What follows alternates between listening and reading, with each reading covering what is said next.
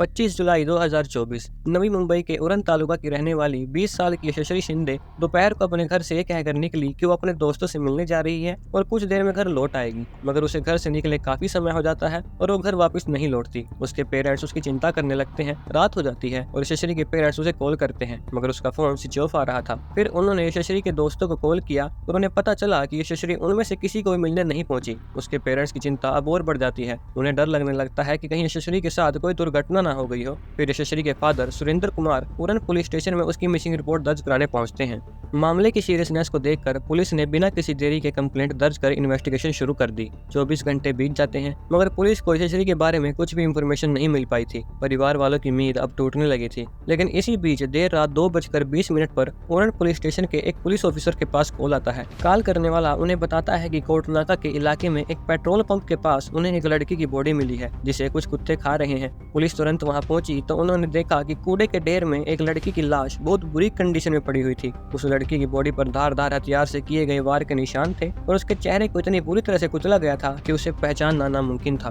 Police ने तुरंत body को पोस्टमार्टम के लिए भेज दिया। हाई चांसेस थे कि वो बॉडी यशस्वी की ही हो, लेकिन बॉडी का फेस इतना ज्यादा डैमेज था कि पुलिस के लिए उसको पहचानना नामुमकिन सा था। इसलिए पुलिस ने यशस्वी के पेरेंट्स को इन्फॉर्म किया और उन्हें हॉस्पिटल में बॉडी की पहचान करने के लिए बुलाया। यशस्वी के पेरेंट्स बुरी तरह टूट चुके थे। घर से हॉस्पिटल तक वो यही प्रार्थना कर रहे थे कि ये लाश उनकी बेटी की ना हो, लेकिन जिस बात का उन्हें डर था वही हुआ। डेड बॉडी पर मिले फटे हुए कपड़ों और कुछ एसेसरीज से पता चल गया था कि ये बॉडी यशस्वी की ही है। अब पुलिस के सामने सवाल था कि यशस्वी के साथ ऐसा किसने किया। पुलिस ने यशस्वी के पेरेंट्स से पूछताछ करना शुरू की। पुलिस ये कन्फर्म करना चाहती थी कि यशस्वी और उसके पेरेंट्स की किसी के साथ कोई अनबन या कोई दुश्मनी तो नहीं थी। तब यशस्वी के पेरेंट्स बताते हैं कि उनकी किसी के साथ कोई दुश्मनी नहीं है, लेकिन 5 साल पहले उनके साथ एक घटना घटी थी जो पुलिस को बताना शुरू करते हैं। ये बात थी साल 2019 की। उन्हीं के इलाके में रहने वाला एक लड़का जो कि एक बस कंडक्टर था, यशस्वी का स्कूल और कोचिंग तक पीछा करता था और उसे परेशान करता था। उस समय यशस्वी की उम्र केवल 15 साल थी और उस लड़के की 23 साल। यशस्वी के पिता ने उस लड़के को यशस्वी का पीछा करते हुए देखा और उसकी कंप्लेंट कर दी। उस लड़के का नाम दाऊद शेख था और यशस्वी के पिता की कंप्लेंट पर पुलिस ने पोक्सो एक्ट के तहत उसे जेल भेज दिया था। तब पुलिस की एक टीम दाऊद शेख की इंफॉर्मेशन निकालने में लग जाती है और दूसरी टीम यशस्वी के फोन की लास्ट लोकेशन और आसपास के इलाकों में सीसीटीवी फुटेज को खंगालने में लग जाती है। जांच में जुटी पुलिस को पता चलता है कि दाऊद 1.5 महीने बाद ही बेल पर बाहर आ गया था, मगर यशस्वी के पेरेंट्स को इसकी कोई जानकारी नहीं थी और न ही उन्होंने दोबारा उसे देखा था। दूसरी तरफ पुलिस को एक सीसीटीवी फुटेज मिलता है जिसमें यशस्वी हाथ में अम्ब्रेला लिए किसी से फोन पर बात करते नजर आ रही थी। लेकिन 8 मिनट बाद उसी रास्ते से पुलिस को यशस्वी का पीछा करते हुए एक शख्स नजर आता है। ये शख्स कोई और नहीं बल्कि दाऊद शेख ही था। लेकिन 5 साल बाद अचानक से दाऊद यशस्वी का पीछा क्यों करेगा, यही पता लगाने के लिए जब पुलिस ने यशस्वी के दोस्तों से पूछताछ शुरू की तो उसकी एक दोस्त ने बताया कि 24 जुलाई को यशस्वी ने उसे कॉल किया था और उसने बताया था कि वो एक लड़के से मिलने जा रही है। हालांकि वो उसे मिलना तो नहीं चाहती, मगर कुछ मजबूरी के चलते मिलना पड़ेगा। यशस्वी की दोस्त ने उसे लड़के से मिलने के लिए मना किया और ये भी कहा कि अगर मिलना जरूरी है तो वो भी उसके साथ जाएगी, मगर यशस्वी ने उसे आने से मना कर दिया। ये सब पता लगने के बाद पुलिस ने यशस्वी की कॉल डिटेल्स निकलवाई और यहीं से इस केस ने एक नया मोड़ ले लिया। कॉल रिकॉर्ड से 2 नंबर निकल के सामने आए जिनसे यशस्वी की ज्यादा बार बात हुई थी और हैरानी की बात तो ये थी इनमें से एक नंबर दाऊद शेख का था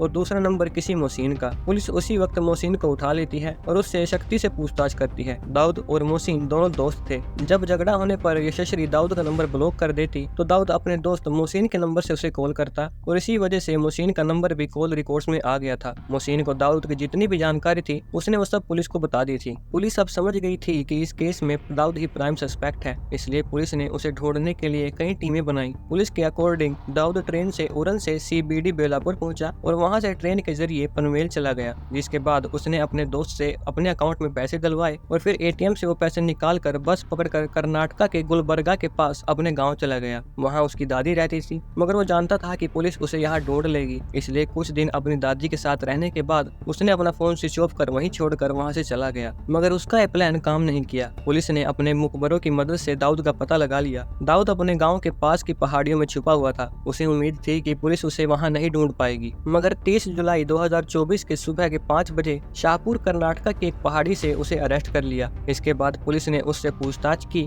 और उसने बताया 2019 में जेल से बाहर निकलने के बाद उसका एक्सीडेंट हो गया था, जिसके चलते वो 1.5 महीने तक बेड रेस्ट पे रहा और फिर शहर छोड़कर कर्नाटक चला गया। दाऊद ने पुलिस को बताया यशस्वी और वो एक दूसरे को पहले से जानते थे और जेल से निकलने के बाद उनकी फिर से बातचीत शुरू हो गई थी और कॉल रिकॉर्ड्स के अनुसार ये बात सच थी। यशस्वी घंटों तक दाऊद से बात किया करती थी और पुलिस को यशस्वी की चेस्ट पर दाऊद के नाम का टैटू भी मिला था। आगे उसने बताया कि वो यशस्वी से शादी कर अपने साथ कर्नाटक ले जाना चाहता था, लेकिन यशस्वी उसे बार बार मना कर रही थी। दाऊद 20 जुलाई को यशस्वी से मिलने उरन आया था। दाऊद के मुताबिक वो 23 और 24 जुलाई को भी मिले थे, मगर वो हर बार यशस्वी से शादी की बात करता था, जिसकी वजह से यशस्वी ने उसे आगे से मिलने से मना कर दिया था। लेकिन दाऊद के पास यशस्वी की कुछ प्राइवेट फोटोज थी, जिनके जरिए वो यशस्वी को मिलने के लिए ब्लैकमेल करने लगा था, जिसके कारण 25 जुलाई को यशस्वी घर पर कहकर तो ये जाती है कि वो अपने दोस्तों से मिलने जा रही है, मगर असल में वो दाऊद से मिलने जाती है। दाऊद ने फिर उसे शादी करने को कहा, मगर यशस्वी ने मना कर दिया, जिससे इन दोनों के बीच झगड़ा होने लगा और दाऊद ने यशस्वी पर हमला कर दिया। वो लगातार उस पर हमला करता रहा।